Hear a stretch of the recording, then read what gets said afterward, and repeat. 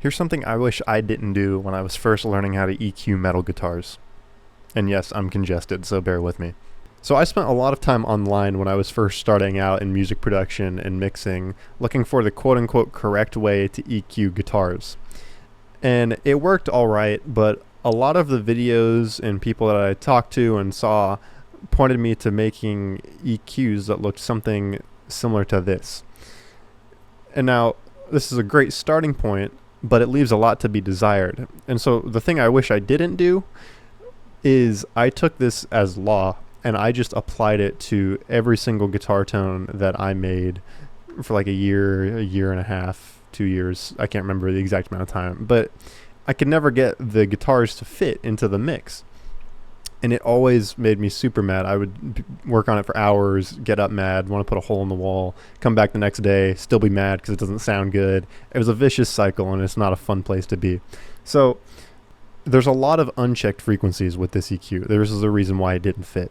There's a lot of unchecked frequencies in the top end. And now, not saying that it won't ever work. I did have some success with some rhythm tones periodically, but most of the time coming straight out of your amp, your pedal board, the multi-effects unit, whatever you're running your guitar through, chances are your tone is going to need some shaping anyways. And sometimes you just, not so much because the tone is bad, but you just want it to fit the mix. So let's reference this tone that I have right now that we're working with.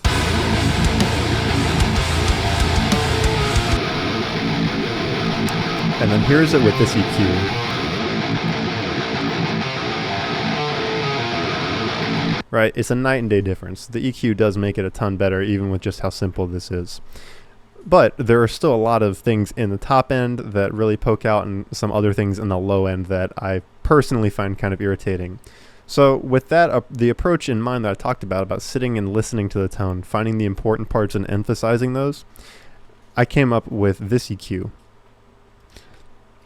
And as you can see, there's some similarities. It's kind of using this as a baseline, right? You got the low cut, the high cut, and then even the low mid cut. It doesn't have the mid boost just because I felt like this tone has enough mids in it already, and I felt it sat better without that boost.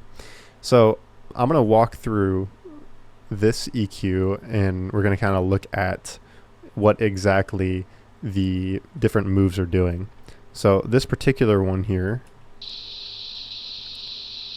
is taming the TV static.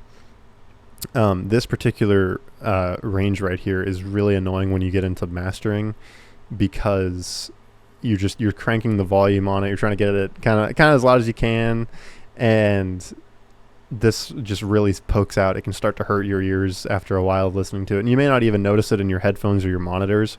But if you reference in a car, which I always recommend doing, for some reason, car speakers have a way of amplifying these specific sounds, especially if you're driving.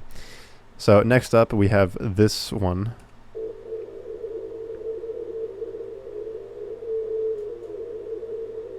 This is just a frequency that I found kind of while I was mixing. It's not horrible, but it just kept bugging me when I'd come back and listen to it. Then we have the low mid cut that kind of controls it. I like my basses to sit up in the mix a little bit, and so I tend to pull more out of the guitar, maybe even than necessary sometimes. But this is what this is cutting out, or taming. And then this one specifically, dumb frequency right here.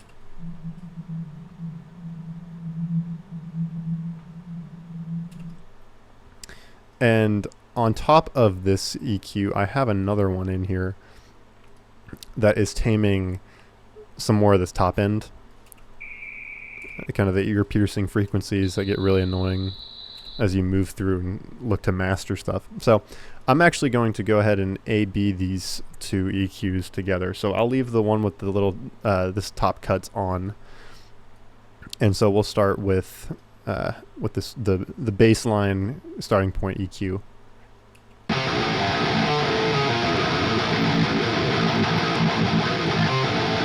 Here's without this.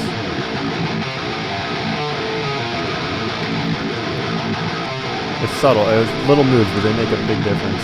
And then let's go to the more refined EQ.